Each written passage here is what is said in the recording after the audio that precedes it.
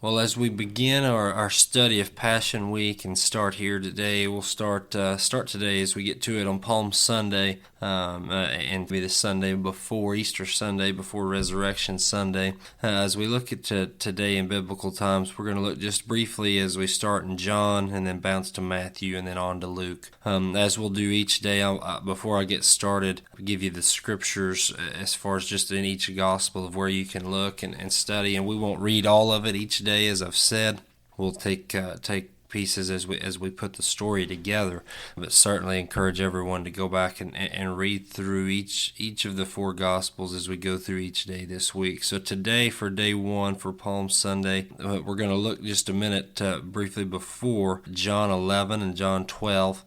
As we get into the actual triumphal entry, we'll be in Matthew 21, verses 1 through 11. So Matthew 21, 1 through 11, Mark chapter 11, verses 1 through 11, Luke chapter 19, verses 28 through 44, and then, as I think I said in the intro, John chapter 12, and a bit of chapter 11, setting the scene. But John, as many probably know, is written in just a bit different fashion than the other three synoptic gospels. So we'll have a little broader text that I give you each day, verses specifically, verse by verse. So as we start today, and just to set the scene, we're going to start in John 11. And John 11, verse 55, it says, "Now the Passover of the Jews was near, and many went up to Jerusalem out of the country before the Passover to purify themselves. So they were seeking for Jesus and were saying to one another as they stood in the temple, 'What do you think,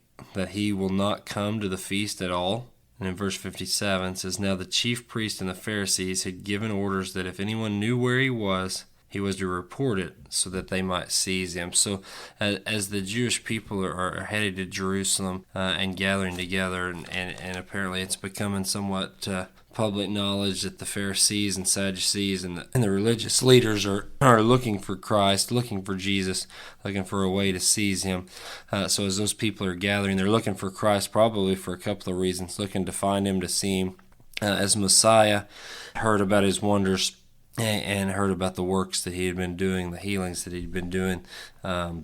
And then also, as people are gathering, wondering if Jesus is going to arrive, with knowing that the religious leaders are looking at him, or are looking for him. So as we know, reading through, when get to the gospel, that he is about to make his entry into Jerusalem, which is what we're going to look at right now. So in Matthew 21, starting in verse 1, we'll read the first 10 verses. It says, "When they had approached Jerusalem and had come to Bethphage at the Mount of Olives, then Jesus sent 2 disciples, saying to them, 'Go into the village opposite you, and immediately you will find a donkey tied there, and a colt with her. Untie them and bring them to me. If anyone says anything to you, you shall say, the Lord has need of them, and immediately he will send them.' This took place to fulfill what was spoken through the prophet. Say to the daughter of Zion, Behold, your king is coming to you, gentle and mounted on a donkey, even on a colt, the foal of a beast of burden." The disciples went and did just as Jesus had instructed them, and brought the donkey and the colt, and laid their coats on them. And he sat on the coats. Most of the crowd spread their coats in the road, and others were cutting branches from the trees and spreading them in the road. The crowds ahead of him and those who followed were shouting, "Hosanna to the Son of David! Blessed is he who comes in the name of the Lord! Hosanna in the highest!" When he had entered Jerusalem, all the city was stirred, saying, "Who is this?" And the crowds were saying, "This is the prophet Jesus from Nazareth in Galilee." So that's the first 10 verses in Matthew, and as it paints a beautiful picture of Christ coming in, fulfilling another prophecy in the way he enters Jerusalem into this time. We're going to flip from there over to Luke 19 and pick up in the exact same spot in Luke 19, verse 39. So as Christ is coming in on the donkey as prophesied, and folks are praising him, they're excited. Things are going. The Messiah is arriving in Jerusalem. The people are ecstatic about it. And in verse 39 of Luke 19, it says, "Some of the Pharisees in the crowd said to him, 'Teacher, rebuke your disciples.' But Jesus answered, I tell you, if these become silent, the stones will cry out. Him making a point to the Pharisees that I am Lord, and even the stones will cry out that if I demand these people to be silent.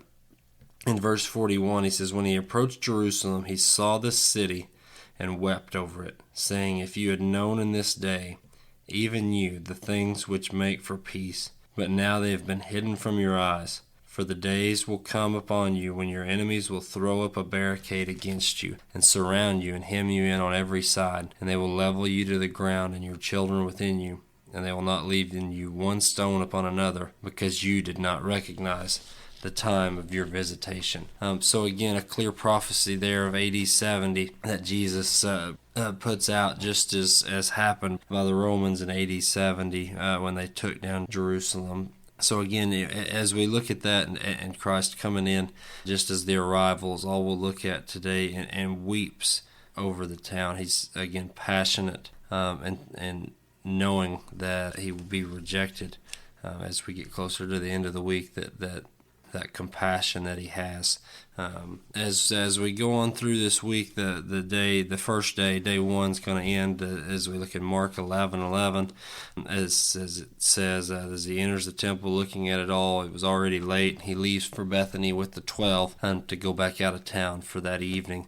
We'll pick back up tomorrow on day 2 and look at some things that happen in the temple as Jesus stirs some things up and gets some things situated in his way as we look at day 2. So that completes the study for today. Like I say, go back through if you can back up to and read through all 4 Gospels of this account. And as we go through this week, I know it'll be a blessing, as I know it has been for me. So God bless y'all. We love y'all, and we will see you back tomorrow for day 2 of Passion Week.